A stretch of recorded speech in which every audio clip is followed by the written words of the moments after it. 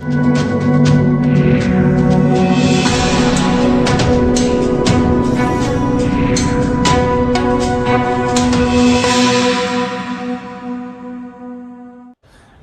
मैं प्रदीप सिंह उज्जैन और आप देख रहे हैं असल न्यूज़। अवैध निर्माणों को लेकर लगातार दिल्ली नगर निगम व डीडीए विभाग को जानकारी दे दी जाती है, लेकिन दिल्ली नगर निगम व डीडीए के अधिकारियों की साठगांठ से रोहिणी के सेक्टर 7 D12 में अवैध निर्माण धड़ल्ले से किए जा रहे हैं। इस मामले को लेकर रोहिणी जोन के दिल्ली नगर निगम अधिकारियों को भी इस मामले की जानकारी दी गई। ये पूरी जानकारी मार्च महीने में दी गई, लेकिन मार्च महीने से अभी तक दिल्ली नगर निगम के किसी भी अधिकारी ने उस अवैध निर्माण पर कोई भी कार्रवाई नहीं की, जबकि इस दौरान पूरी मंजिल बनकर खड़ी हो गई। जी हाँ, दिल्ली नगर निगम के अधिकारी वहां पर पहुंचते हैं और भूमाफिया से मिलकर साठगांठ कर वहां से वापस लौट जाते हैं बजाय अवैध निर्माण रुकवाने के। लेकिन इसी दौरान उस इलाके में कई अवैध निर्माण इसी तरह कर दिए गए, जिनकी शिकायतें लगातार रोहिणी जोन के अधिकारियों को दी गई, लेकिन रोहिणी जोन के अधिकारियों ने उसका कोई भी संज्ञान नहीं लिया और उसी दौरान लगातार धड़ल्ले से अवैध निर्माण इस इलाके में किए जा रहे हैं, जिस पर दिल्ली नगर निगम ढिलाई बरतता हुआ नज़र आ रहा है, जिससे बड़ा हादसा किसी भी वक्त उस इलाके में हो सकता है। आखिरकार उस हादसे का जिम्मेदार कौन होगा? कौन होगा उन लोगों की ज़िंदगी का जिम्मेवार जिन लोगों की उस हादसे में मौत होगी?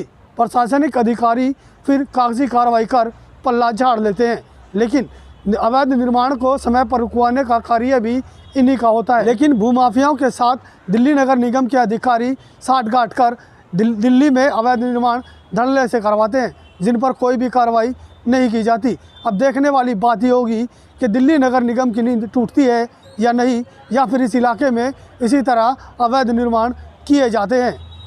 सर, अपना परिचय। सर, मेरा नाम राजकुमार है। मैं D12 सेक्टर 7 रोहिणी 122/1 में रहता हूँ।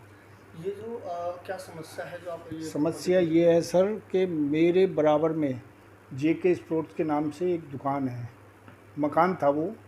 उसने पहले भी क्या किया, उसको तोड़ करके मेरे पास आया था। तोड़ने से पहले मेरे पास काफ़ी पैसे लाया था, 500 की गड्डियाँ थी।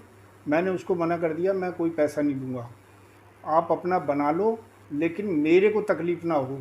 उसके बाद भी मेरा घर तार तार कर दिया था इन लोगों ने। मैंने इनको जब बोला तो इन्होंने कहा कि हम आपका मकान पूरा कंप्लीट ठीक करा देंगे। उसके बाद इन्होंने कोई कार्रवाई नहीं की, क्योंकि इनका काम हो गया था। उसके बाद इन्होंने क्या किया, ये बराबर का मकान ख़रीद लिया 121 और 121/1 और 121 नीचे ऊपर के दोनों। अब इन्होंने क्या किया, 4.25 इंच की दीवार पे पिलर डाल के मकान खड़ा कर लिया, 5 मंजिला। ठीक है जी। जब हमने इनको कहा कि भाई साहब हमारी यहाँ बड़ी तकलीफ़ हो रही है, पानी आ रहा है सारा, और ये आप क्या कर रहे हो, तो इन्होंने कोई गौर नहीं किया। उस टाइम भी इन्होंने एक ऐसे आश्वासन दिया जैसे कि हाँ ये सब ठीक करा देंगे। उस टाइम मैं वर्किंग में था, मेरे दोनों बच्चे हॉस्टल में थे, मैं बड़ी मुश्किल में था क्योंकि मैं दिल्ली जल बोर्ड में था और मेरे दोनों बच्चे हॉस्टल में थे। मेरे को उनको भी देखना पड़ता था और अपने नौकरी को भी देखना पड़ता। तो मैंने इनसे काफ़ी रिक्वेस्ट की, इन्होंने मेरी बात को कोई तवज्जो नहीं दी। इसलिए मैं बहुत परेशान होकर के अब लास्ट में मैंने ये कदम उठाया है। MCD में आपने कोई शिकायत वगैरह की? तो उसकी MCD में शिकायत की थी, कोई कार्रवाई नहीं हुई। 15 में मैंने शिकायत की थी, 15 में कोई कार्रवाई नहीं हुई। हर जगह इन लोगों ने भ्रष्टाचार फैला रखा है। अफसर पैसा खा के बैठे हुए हैं, नेताओं के पास जाओ वो पैसा खा के बैठे हुए हैं। मैं ऋतु गोयल जी के पास गया, आलोक शर्मा के पास गया, इन्होंने कोई तवज्जो नहीं दी। मेरे को वहाँ से भेजा गया, उस टाइम उदित राज जी थे 15 में। मैं उदित राज जी के ऑफिस गया, उन्होंने भी कोई कार्रवाई नहीं की। वो उस टाइम बीजेपी में थे, अब कांग्रेस में हैं।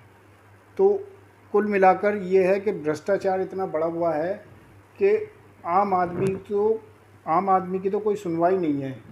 और हम लोग, मैं 4 बीमारियों से पीड़ित हूँ। मुझे हार्ट अटैक है, थायराइड है, बीपी है, शुगर है। मैं कहूँ तो आप अपना वो भी लगा दूँ, मेडिकल बुक की फ़ोटोकॉपी। अच्छा, ये जो इतनी ऊंची इमारत बन रही है, इससे आसपास भी कोई खतरा क्या, और आसपास किस तरह का खतरा बना? सर, कभी भी भूकंप आएगा ये गिरेगी ज़रूर। मैं ही नहीं, सब परेशान हैं इन चीज़ से। अगल बगल वाले भी कहते हैं, कुछ लोग यहाँ से बेच के चले गए, जिसका कारण यही है कि अब मैं कहाँ जाऊँ। मेरे दोनों बच्चे अभी पढ़ रहे हैं, मैं इसलिए कहीं नहीं हिल सकता, क्योंकि उनकी हर आईडी, हर लेटर वगैरह इसी एड्रेस पे आएगा। इतनी जल्दी हम कहीं शिफ्ट नहीं हो सकते। और मैं 2 महीने से वैसे परेशान हूँ। मेरी मिसेज़ की तबीयत बहुत ज़्यादा ख़राब हो गई थी। फरवरी और मार्च और अब अप्रैल चल रहा है, अप्रैल भी जा रहा है। कितना समय होगा शिकायत पर? अभी तक आपकी शिकायत पर क्या कुछ कार्रवाई हुई? कोई शिकायत पे कार्रवाई नहीं हुई। सुबह से शाम तक बुला के बैठा लेते हैं, हाँ जी बात करते हैं, बैठ जाओ वहाँ। और शाम होते होते मैंने बोला भी, सर आप मेरा भी तो समाधान ढूंढो। कहते हैं हाँ कर रहे हैं, अभी वो आ रहे हैं, अभी ये आ रहा है। कोई नहीं सुनता। किस किस विभाग में आपने शिकायत की? मैंने एमसीडी में की, मैंने निगम पार्षद ऋतु गोयल जी के पास भी की, मैंने आलोक शर्मा से भी की, मैं एलजी साहब के पास भी लेटर दे के आया। लेकिन सब उस टाइम वो थे 15 में, एलजी साहब क्या नाम था उनका नाम मैं भूल गया। क्या आपको कुछ आश्वासन भी नहीं दिया गया? कोई आश्वासन नहीं दिया गया, कोई सुनवाई नहीं हुई। क्या मांग है? अब मैं चाहता हूँ कि इनका किसी पत्र का जवाब आया आपके पास? कोई पत्र का जवाब नहीं आया, कोई मिलने नहीं आया किसी से। कई बार यहाँ आए अफसर, इनसे पैसे लेके चले गए और हमसे मिल के भी नहीं गए। जब मेरे को, मैं 1-2 बार गया तो वो बोले कि हम आए थे, तो मैंने कहा सर आपने मेरा फ़ोन नंबर भी लिया हुआ है, मेरा एड्रेस भी है, मैं बराबर में ही तो हूँ, आप हमें तो नहीं मिले। तो बोले कि भाई तुमसे मिलने की क्या ज़रूरत है, हमें जिससे काम था हम उसके पास गए थे। तो वो उससे पैसे लेकर और चले जाते हैं, उससे बात करके चले जाते हैं और मेरी हर बात को, हर पेपर को ठंडे बस्ते में डाल देते हैं या कूड़े के डब्बे में डाल देते हैं।